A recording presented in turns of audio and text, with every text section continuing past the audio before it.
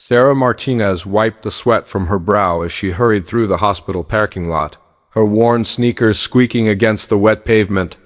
The double shift at the diner had left her exhausted, but she couldn't afford to slow down.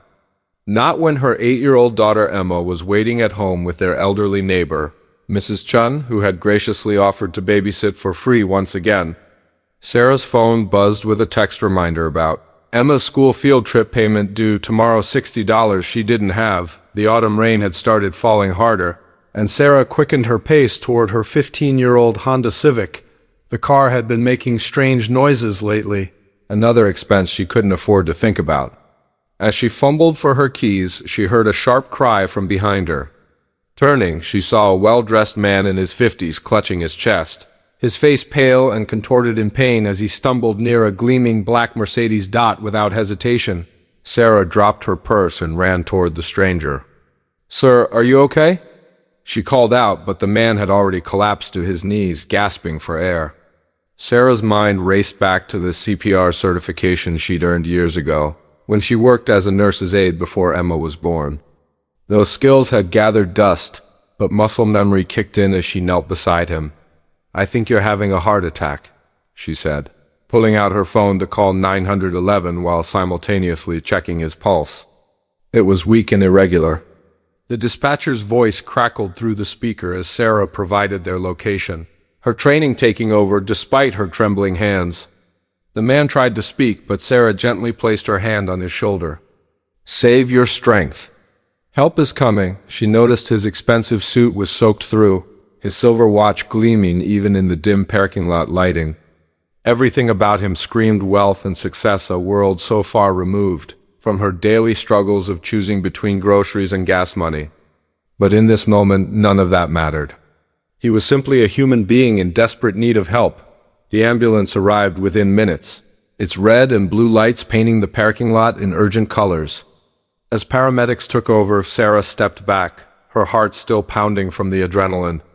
The man's eyes found hers as they loaded him onto the stretcher, and he mouthed, "Thank you," before disappearing into the ambulance. She watched the vehicle speed away, wondering if she'd ever know whether he survived. 3 weeks passed without Sarah giving much thought to the incident. Life had a way of pulling her focus back to immediate concerns. Emma's school shoes had developed a hole. The electricity bill had arrived with a late notice, and her manager at the diner had cut her hours due to slow business. Sarah found herself working odd jobs, cleaning offices at night, walking dogs for busy professionals. Anything to make ends meet. It was during one of these late-night cleaning shifts at a downtown office building that Sarah encountered something that made her pause. She was emptying trash bins on the executive floor when she noticed a newspaper clipping on someone's desk. The headline read, "Local CEO survives heart attack thanks to Good Samaritan." Her breath caught as she recognized the photo. It was the man from the parking lot. Robert Chun, CAO of Chun Industries, one of the city's largest construction and development companies. Sarah stared at the article, learning that Robert had been leaving a late meeting at the medical center when the heart attack struck. The paper mentioned how a mysterious woman had provided life-saving aid before disappearing into the night. Robert had been quoted saying he wanted to find his guardian angel to thank her properly. Sarah carefully placed the newspaper back where she found it, her mind spinning with the revelation. The next morning brought another crisis. Emma woke up with a high fever, and Sarah's ancient Honda finally gave up completely in the diner's parking lot. With no sick leave available and no way to get to work, Sarah faced an impossible choice. She called in sick, knowing it might cost her the job she desperately needed, and took Emma to the emergency room using their last $20 for bus fare.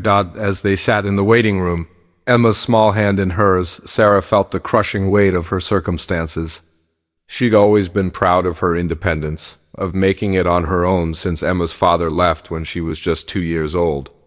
But watching her daughter's flushed face and knowing she couldn't even afford the medication that might be prescribed broke something inside her. "Mrs. Martinez?" A voice interrupted her thoughts. Sarah looked up to see a well-dressed woman with kind eyes standing before them. "I'm Jennifer Walsh from the Chun Foundation, Mr. Chun. Would very much like to speak with you." Sarah's confusion must have been obvious because Jennifer smiled gently. He's been looking for you for weeks. The security cameras at the medical center helped us identify you. Though it took some time to track you down, Mr. Chun never forgot what you did for him that night.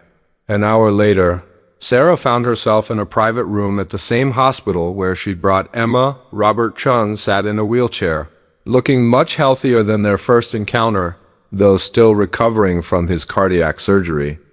Emma slept peacefully in the hospital bed, finally resting after receiving treatment for her pneumonia. "I owe you my life," Robert said simply, his eyes filled with genuine gratitude. "The doctors said those first few minutes of care you provided were crucial. Without your quick thinking and CPR, I wouldn't have survived until the ambulance arrived." Sarah shifted uncomfortably. "Anyone would have done the same thing," Robert shook his head. "That's where you're wrong. I've learned a lot about kindness these past few weeks. Mrs. Martinez, my investigation to find you revealed something interesting. You've been working 3 jobs to support your daughter, yet you still stopped to help a complete stranger. That kind of character is rare." The conversation that followed changed everything. Robert had done more than just locate Sarah. He'd learned about her struggles, her determination, and her sacrifices. What touched him most was discovering that Sarah had been a nurse's aide before Emma was born, giving up her healthcare career to work whatever jobs allowed her the flexibility to be a single mother. "I have a proposition," Robert said, leaning forward. "Chun Industries just purchased several medical facilities, and we're in desperate need of someone to oversee our healthcare division's community outreach programs. The position requires someone with medical background, compassion, and real understanding of what working families face." He paused, watching Sarah's expression carefully. "The starting salary is $85,000 annually, with full benefits including Emma's healthcare and education fund contributions." Sarah felt tears welling up in her eyes. "Mr. Chun, I don't know what to say. I haven't worked in healthcare for years, and I don't have a college degree." "You have something more valuable than any degree," Robert replied. "You have a heart that compels you to help others even when you're struggling yourself. That's the kind of person I want leading programs designed to help families like yours." 6 months later, Sarah stood in the parking lot of the same medical center where fate had intervened that rainy night. But now she arrived in a reliable car wearing professional clothes, carrying herself with the confidence that comes from financial stability and meaningful work. The Chun Foundation's community health programs had already helped dozens of families access health care, job training, and emergency assistance. Emma ran toward her from the Foundation's new after-school program, her cheeks rosy with health and happiness. "Mom, guess what? Mrs. Chun taught us about kindness today. She said sometimes helping others is really helping ourselves too." Sarah smiled, thinking about the truth in those words. That night in the parking lot, she thought she was simply saving a stranger's life.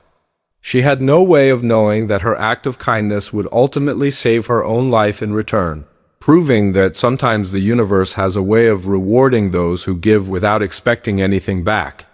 The stranger's heart attack had led to her own heart finding its way home.